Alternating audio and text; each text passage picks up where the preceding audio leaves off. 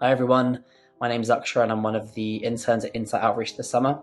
If you're in year 12, year 11 or year 13, my top tip for you is to find a podcast or a YouTube series that you can really engage with.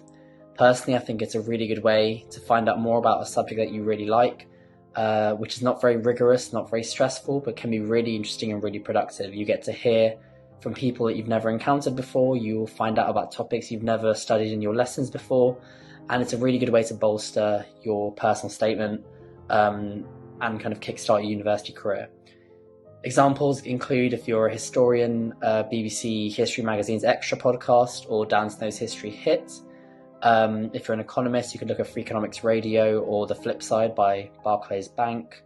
If you're a politics student, there's countless free podcasts made by the BBC, such as Brexit Cast, or there's one about America and the 100 days running up to the US election. Find out, there's loads freely available on different sites. You also get some with subscriptions to sites such as Apple Music or Spotify. Take a look, they're really, really useful, and I hope you're a productive summer. If I had one top tip for the summer, I would have to say it would be to practice your core skills. Particularly for your maths-based subjects or your STEM subjects such as physics, engineering, mathematics, it's vital that your understanding of the core concepts is rock solid. Whether you're going into your second year of A-levels, whether you're starting your A-levels in September, or if you're moving on to your degree, making sure that you understand these fundamental concepts will not only make life easier, but also allow you to progress a lot faster.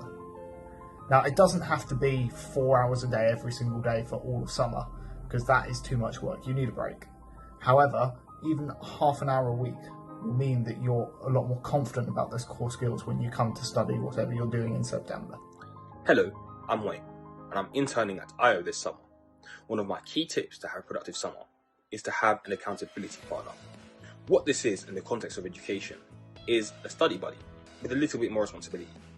What this person will be doing is keeping up to date with you and ensuring that you yourself are keeping up with your independent studying over the summer period. I would advise meeting up with your study partner, obviously in a virtual format this time, maybe once a week or even twice a week, just to keep up and make sure that you're both hitting your goals. Now, what I just alluded to there is setting goals, which is a key point of having an accountability partner, as they will be there to keep you honest and making sure you're keeping up with your targets.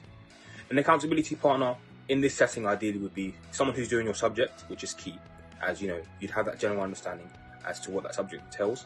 It could be someone in the year above you, and this will be a good idea because they have that key oversight as to what your subject entails. They could also just be someone in your class studying the same subjects as you, and this would be perfect because you're going through the same thing at the same time, and you can also help each other, give each other tips with regards to how to best conduct that independent studying. So, accountability partner, go for it. Hi guys, I'm Harriet and I'm an intern at IO this summer. My one top tip for you to have a productive summer is to just get talking about your subject.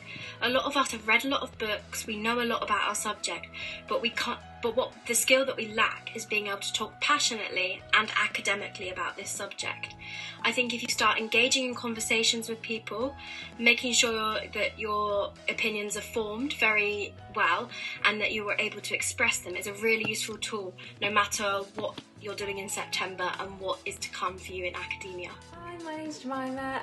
My study tip to keep motivated over the summer and keep engaging with your studies and your work is to make the most of all the really cool free resources that universities and different organisations are offering over the summer. So one of the kind of side effects of COVID is actually that lots of places like galleries, museums, all these really cool places with really great cultural and academic resources are putting a lot of their materials online, whether that's kind of gallery tours or free lectures that lots of universities are doing as well, which make it really easy to engage with your subject by doing super curriculars kind of without having to actually travel or go anywhere, and they're in a really fun, engaging way, so it kind of keeps your nose out of textbooks for a little bit so you can have a bit of a break over the summer whilst engaging with your subject in a really, really fun way. Hi everyone, James here from Insight Outreach. My top study tip for this summer is to set yourself manageable goals and then take things one step at a time. Because this thing here on my right, the only thing I want to use it for is to hide behind onto. So if we start, I'm not even going to read them, so they can go straight away. And now I've got something that I can read one thing of each week, manageably. So that at the end of week 1, that pile's a little bit smaller, and it goes through step by step by step. Now at the end of the summer, I've actually set myself a manageable goal. I can feel a huge sense of accomplishment at the loads of books that I've read and not feel constantly behind, allowing me to actually enjoy my evenings at the same time. Have a great summer.